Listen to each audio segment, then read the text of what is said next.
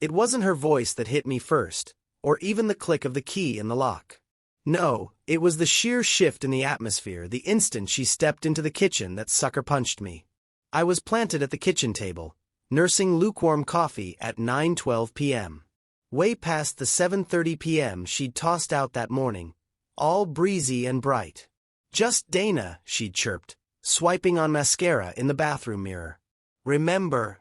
My old salon client? She's been so sweet, Alex. Really reaching out. God, I get so damn lonely here, you know." I just nodded, throat tight with that familiar guilt. The move had been a gut punch for her, no denying it. New city, still hunting for work, and me chained to the office as always. But lately these Dana coffee meetups. Something about the way she prepped for them. The sudden wardrobe upgrades, the extra fuss with her hair. It had started to gnaw at me, a low-grade unease at the base of my skull. Then she was there, filling the doorway. And my blood just stopped. Her top, that flimsy silk thing she'd snagged just last week, all whisper-thin and pricey, hung open way too low, practically indecent. The overhead light stabbed down, catching the material, turning it almost see-through. And yeah, I could see. See way too much. Nothing underneath. Absolutely damn nothing. "Hey," she announced, voice pitched too high, too forced. She dropped her bag on the counter, avoiding my eyes like they were hot coals. "Hey," I managed, trying to keep my voice flat, neutral. "Coffee good." "Great, yeah, really good," she rushed out, flicking her hair behind her ear, a nervous habit. Lipstick. Vanished. Just bare lips, kind of pink and swollen looking. A sheen of sweat glistened on her forehead. When she reached for a glass, leaning into the cabinet, a whiff of something sharp and sugary hit me. Definitely booze, nowhere near coffee. "You're really pushing it on time," I said, sharper than intended. A pause. Then that brittle, nervous laugh. "God, yeah, we totally lost track. You know how it is, just yapping." Did I? Yeah, I thought I did. But the way she was acting, twitching at the hem of that blouse, eyes glued to anything but me, yapping didn't feel right. Felt like a whole different ballgame. "Dana's been amazing," she rattled on, like she could sense the silence thickening. "Such a solid friend. It's rough, you know? Being stuck here all day. Thank God for someone to actually talk to." "Right," I said, each syllable heavy, slow. "Glad you're making friends." The words tasted like ash in my mouth. Friends don't send you home looking like a goddamn advertisement. Friends don't leave you smelling like a dive bar at 9 on a Tuesday night. She snatched a water bottle from the fridge, already pivoting to escape. "Gonna change," she mumbled, halfway out of the kitchen, practically sprinting. I watched her vanish, my head spinning. The clothes, the makeup, the sudden obsession with her reflection. It sure as hell wasn't for me. I hadn't seen her put in that kind of effort in months, maybe years. And now, this. The unbuttoned shirt, the erased lipstick, the cocktail fumes. My chest squeezed tight, like I was balanced on the edge of a cliff, staring down into something ugly and unavoidable. Because deep down I knew. I just flat out didn't buy it. And that icy realization slammed into me, a knockout punch to the gut. The shower roar cut through the fog in my head, yanking me back to the present. Mindy was in the bathroom, the steady rush of water swallowing any sound I might make. My own pulse hammered in my ears as I just stood there, rooted to the spot, eyes locked on her purse sitting innocently on the kitchen counter. Her phone was in there. And I knew the unlock code, our anniversary date, the same damn thing she'd used for years. I shouldn't. Jesus, I knew I shouldn't. But the flash of that silk blouse, the cloying sweetness of that drink smell, the way her eyes had skittered away from mine, it was like a broken record, stuck on repeat in my brain. Before I could think twice, my hand snaked out, snagging the purse. Fingers trembling, I punched in the numbers. The screen flared to life. Messages. That's where I had to start. I dove in, scrolling, searching. Nothing. Just the usual. Her mom, her sister, a few old girlfriends gossiping about God knows what. Nothing shady, no whispered secrets, no alarm bells. Then it hit me, cold, stark absence. No messages from Dana. Zero. Zip. Mindy had been throwing Dana around like confetti for weeks now. Dana says this. Dana wants that. If they were supposedly glued at the hip, where the hell were the texts? And calls? Forget it. Searched her contacts. No Dana listed. No Dana anything. Ghost. My fingers flew across the screen. Adrenaline pumping. Settings. Quick search. Bingo. Message sync to laptop. Done. Took less than a minute to flip the switch. Slipping the phone back into her purse, I backed away just as the water sputtered off in the bathroom. Close call. Next evening, I was hunched on the sofa, laptop perched on my knees, pretending to work. Then, ping. A notification popped up. New message on Mindy's phone. My stomach lurched. Click. Open. Unknown number. Just one line of text staring back at me. So, when again? I froze, breath hitching. No name attached, no context, but the chill that ran through me was bone deep. I couldn't see her reply. The sync was one way, only showed messages coming in, and only until they were read on her phone. But the question itself. It was a goddamn punch to the gut. I grabbed a pen, scribbling the number onto a scrap of mail. My hand shook as I punched it into my phone. Rang twice. A man's voice answered. Yeah. Gruff, clipped. I hesitated, then forced the words out. Hi, is Dana there? Silence on the other end. Who? Dana, I repeated, trying to sound steady, even though my insides were twisting. Looking for Dana. The guy barked out a laugh. Short, dismissive. Wrong number, pal. No Dana here. Click. Dead air. I sat there, phone still clutched in my hand, mind reeling. No Dana. Number's a dead end. Then who was it? Later, Mindy was curled up on the couch, glued to her phone while I pretended to read. Suddenly, she straightened up, fingers tapping furiously across the screen. Typing a reply. I didn't need to see the message to know. It was him. Whoever he was. Dana just texted, she announced, too casually, like she hadn't been laser-focused on her screen for the last 10 minutes. Wants to grab coffee Friday. Is that okay? I looked at her, really looked. And the lie in her eyes was as clear as day. I didn't know who she was meeting, but it sure as hell wasn't any Dana. Sure, I said, pasting on a fake smile. Sounds good. She smiled back, but it was paper-thin, didn't touch her eyes. Thanks. God, I've been so isolated lately. It's just nice to have someone to talk to. I just nodded, jaw clenched tight enough to crack a tooth. She started to turn towards the bedroom, but I stopped her. Mindy, I said, my voice low, controlled. She paused, glancing back over her shoulder. Yeah. Can I see the text? Her expression flickered, a split-second hesitation, barely there, before she smoothed it out. What text? From Dana, I said, keeping my tone light, like it was nothing. She laughed, but it sounded hollow, forced. Oh, just girl stuff. Total snooze fest. Still I pressed, holding out my hand, palm up. Let me see. Her smile wavered. Eyes darted down to her phone, then back up to mine. Alex, seriously? Come on. It's personal. Personal. I raised an eyebrow, a slow burn starting in my chest. Since when do we have personal stuff we hide from each other? She hesitated again, fingers tightening on her phone. It's not like that. I don't think Dana would want me flashing her messages around, you know?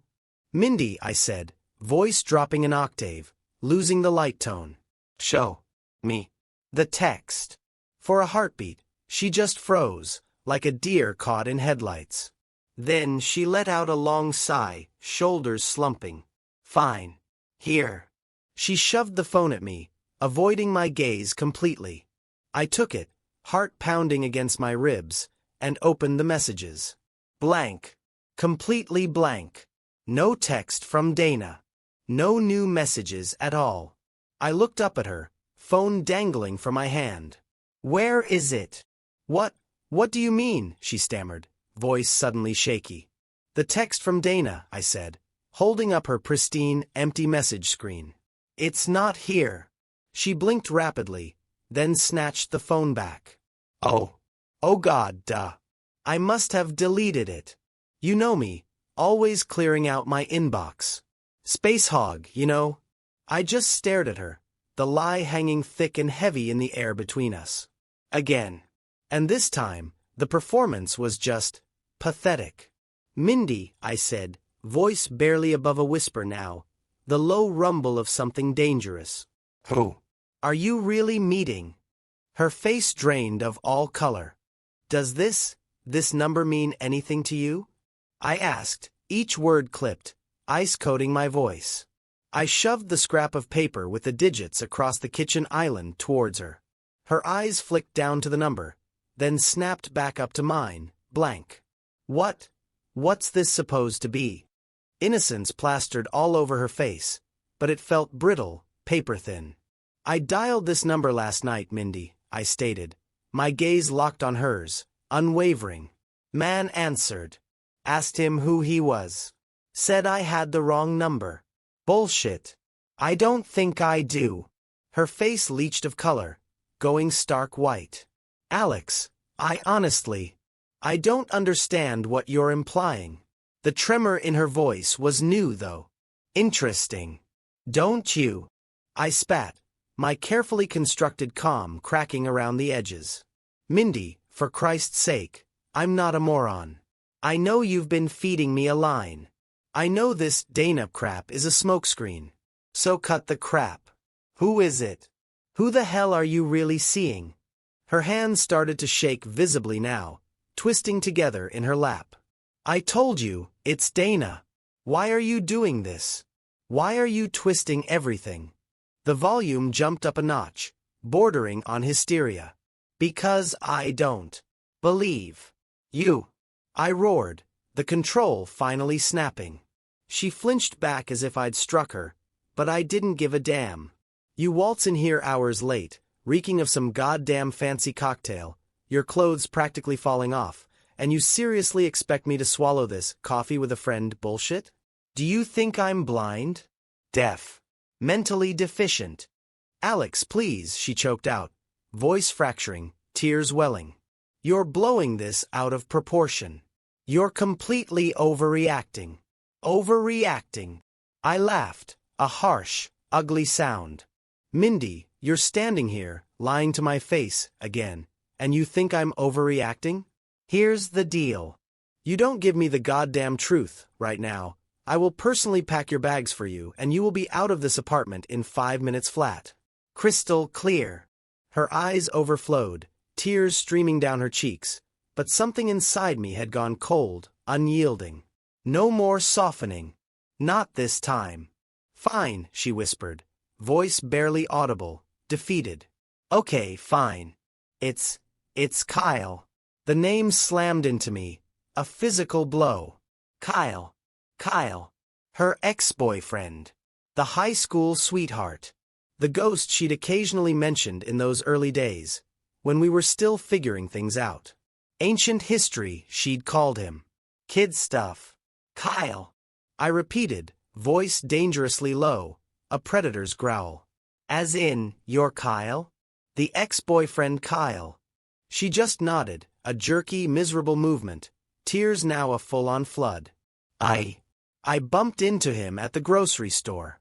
Weeks ago. He moved here. Lives here now.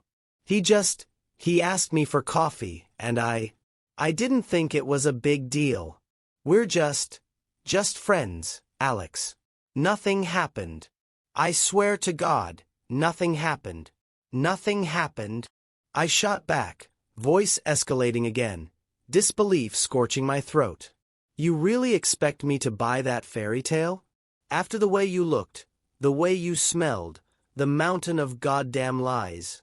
I'm telling you the truth, she wailed, voice cracking, raw desperation bleeding through. I didn't mean for it to get complicated. But I didn't cheat on you, Alex. I swear to you, I would never do that. I just stared at her, chest heaving, trying to read something, anything real in that tear-streaked face. The tears, the frantic denials, the desperate pleading. It all felt staged. Rehearsed. A carefully crafted performance designed to manipulate me, to get me to back off, to shut up and accept the bullshit. And something inside me just refused. You're lying, I stated, flat, cold certainty. You've been lying to me for weeks, stringing me along with this pathetic Danube charade. And now you expect me to swallow this innocent coffee with an ex-garbage? Seriously. Her mouth opened, ready to launch another denial, another excuse, but I cut her off, voice like a steel trap snapping shut. Pack your things. Each word deliberate, final. Her eyes went wide, pupils dilating, shock rippling across her features. What? You heard me, I repeated, voice devoid of emotion now, just a cold, hard edge. Pack your things. And get the hell out. Go live with Kyle, go crawling back to your mommy, fly to goddamn Mars for all I care. But you are not staying here. Not under my roof. Alex, please, she begged, reaching out a trembling hand towards me, fingers outstretched, pleading. Don't do this. We can fix this. We can work through this, please. I recoiled, stepping back sharply, physically repulsed by her touch. There's nothing to fix, Mindy. Nothing to work through. You made your choice. A long time ago, it seems. Now you get to live with the consequences. She just stood there, frozen, face a blank mask of shock, of despair, of dawning horror. For a long, suspended moment, I thought maybe, just maybe, she'd fight back. Argue, rage, try to convince me I was wrong, that I was making a catastrophic mistake. But then her shoulders just seemed to deflate, all the fight draining out of her, leaving her limp, defeated. She just nodded, a slow, broken movement. Okay, she whispered, voice hollowed out, devoid of life. Okay. I'll go. My chest clenched, a sudden sharp ache behind my ribs. But I clamped down on it, buried it deep. No room for feeling. Not yet. Not now. This wasn't over. Not by a mile. This was just the ugly, messy beginning. But for tonight, for this agonizing moment, it was enough. For now. The rasp of zippers and the rustle of fabric filled the sudden vacuum of the apartment. Mindy was actually packing. I stood like a statue in the living room archway, arms crossed tight enough to cut off circulation, just watching her move through the rooms, a ghost in our shared space. She didn't meet my gaze, didn't utter a word, just went about the grim business of dismantling our life, piece by piece, item by item. Clothes vanished from the closet, shoes disappeared into bags, the small, meaningless trinkets she'd always treasured. Little ceramic frogs, smooth beach stones, faded concert tickets, were carefully wrapped in tissue and placed in a box. It was utterly surreal, witnessing the tangible unraveling of everything we'd constructed together, brick by painstaking brick. Finally, she wrestled a heavy suitcase to the front door, the wheels bumping dully over the threshold. She paused there, hand hovering on the doorknob. For a breath-held moment, I genuinely thought she might turn, might actually say something. Any goddamn thing, to inject a shred of humanity into this cold, brutal farewell. But instead, she spun around, her voice small, almost timid, like a frightened animal, and asked a question that blindsided me completely. How did you know about Kyle? Her voice was a bare whisper, fragile, tinged with a strange kind of curiosity, almost fear of the answer itself. I just stared back, jaw muscles clenched so tight they ached. It doesn't matter, I ground out, voice flat, devoid of any inflection. You're leaving. End of story. That's all that matters. Now just go. She turned to face me fully, her eyes swollen and raw red from the endless tears, but holding a strange, persistent focus. Alex, please. I need to understand. How did you find out? I just shook my head, a bitter, hollow laugh bubbling up from my chest. You really still don't get it, do you? I said, each word laced with weary contempt. This isn't some goddamn detective novel, Mindy. It's not about how I found out. It's about what you did. The constant lies, the pathetic secrets, the way you stood right there, looked me straight in the eye, and swore it was nothing. That's what matters, Mindy. The betrayal. The utter disrespect. Not the damn method. Her mouth opened, ready to launch into another round of justifications, another torrent of denials, but I just cut her off, the words raw, torn from my throat. Just go, Mindy, I said, voice cracking, the carefully constructed wall of anger starting to crumble. I honestly don't give a damn where you go, who you run to, or what pathetic excuses you spin. Just get the hell out of my sight. She hesitated for another agonizing heartbeat, then finally just nodded, a slow, defeated slump of her shoulders. Without another word, without a backward glance, she turned, wrenched the door open, and stepped out into the hallway, dragging her suitcase bumping awkwardly behind her. The latch clicked shut with a heavy, definitive thud. And just like that, she was gone. The silence that slammed back into the apartment was crushing, deafening. A thick, suffocating blanket that pressed down on me, stealing my breath, stealing the air. I stood there, immobile, rooted to the spot, for what felt like an eternity, just staring at the blank, closed door. My mind was a runaway train, careening off the rails.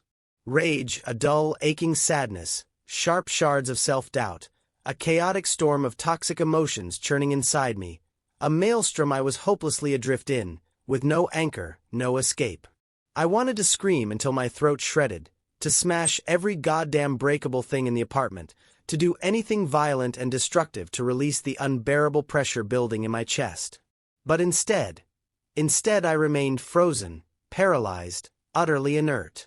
Finally, with a monumental effort, I forced my limbs to move, one leaden step at a time. I drifted through the apartment, a ghost haunting the rooms of my own life, room by room, just taking it all in. The yawning emptiness. Her side of the closet, stripped bare, hangers rattling forlornly. Her makeup table, wiped clean, sterile, devoid of her clutter. The framed photos of us, laughing, smiling, impossibly young and naive, all gone from the walls, leaving pale, rectangular ghosts behind. It was like she'd been erased, vanished, as if she'd never even existed within these walls.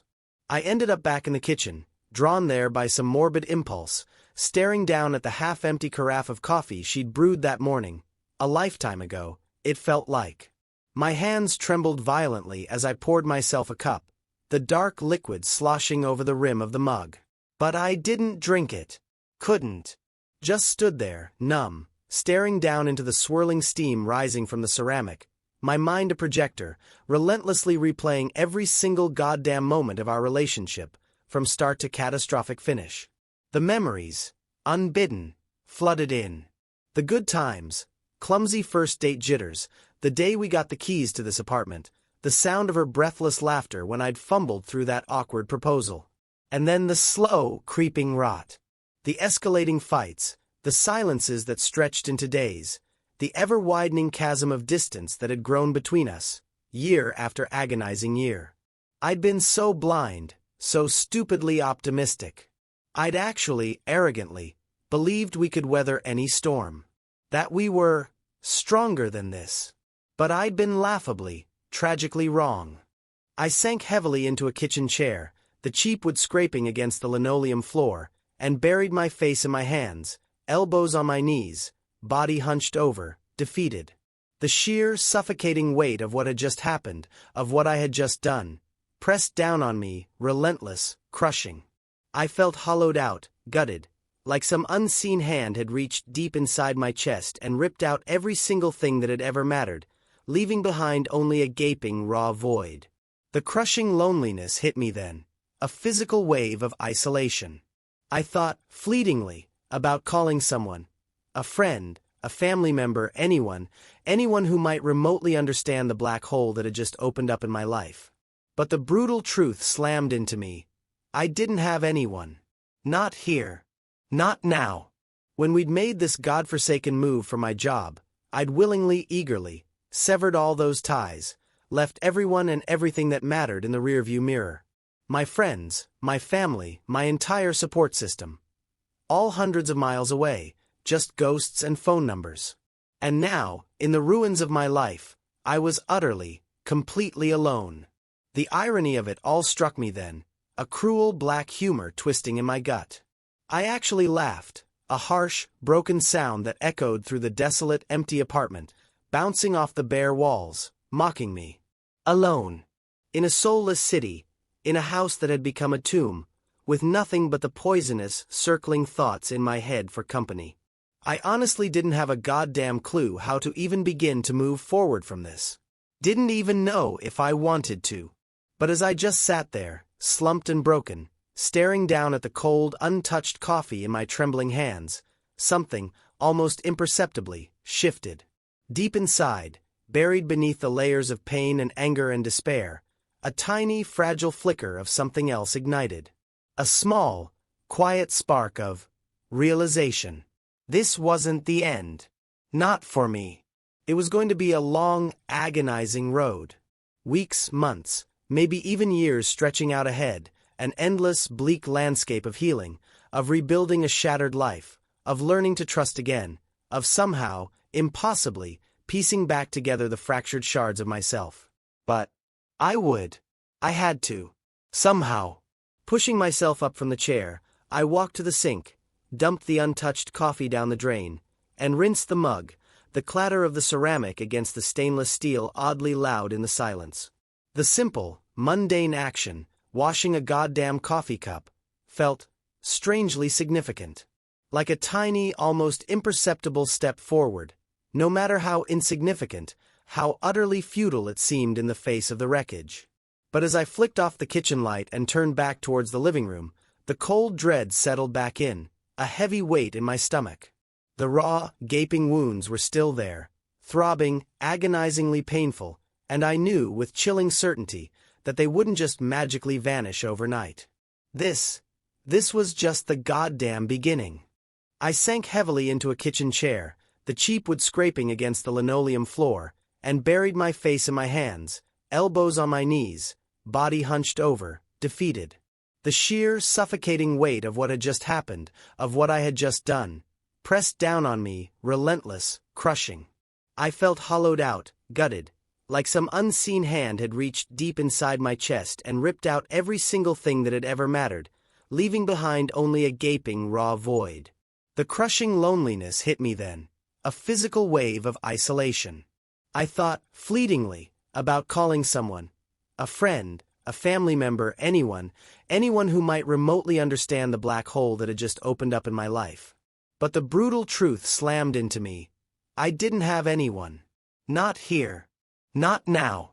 When we'd made this godforsaken move for my job, I'd willingly, eagerly, severed all those ties, left everyone and everything that mattered in the rearview mirror.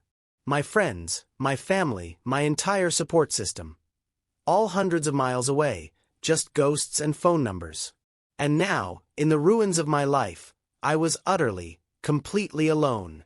The irony of it all struck me then, a cruel black humor twisting in my gut. I actually laughed, a harsh, broken sound that echoed through the desolate, empty apartment, bouncing off the bare walls, mocking me. Alone. In a soulless city, in a house that had become a tomb, with nothing but the poisonous, circling thoughts in my head for company. I honestly didn't have a goddamn clue how to even begin to move forward from this. Didn't even know if I wanted to.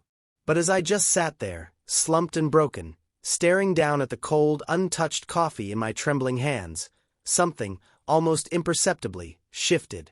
Deep inside, buried beneath the layers of pain and anger and despair, a tiny, fragile flicker of something else ignited. A small, quiet spark of realization. This wasn't the end. Not for me. It was going to be a long, agonizing road. Weeks, months, maybe even years stretching out ahead, an endless, bleak landscape of healing, of rebuilding a shattered life, of learning to trust again, of somehow, impossibly, piecing back together the fractured shards of myself. But I would. I had to. Somehow.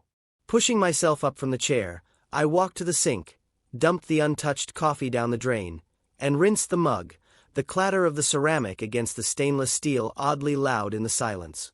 The simple, mundane action, washing a goddamn coffee cup, felt strangely significant. Like a tiny, almost imperceptible step forward, no matter how insignificant, how utterly futile it seemed in the face of the wreckage. But as I flicked off the kitchen light and turned back towards the living room, the cold dread settled back in, a heavy weight in my stomach. The raw, gaping wounds were still there, throbbing, agonizingly painful, and I knew with chilling certainty that they wouldn't just magically vanish overnight. This was just the goddamn beginning.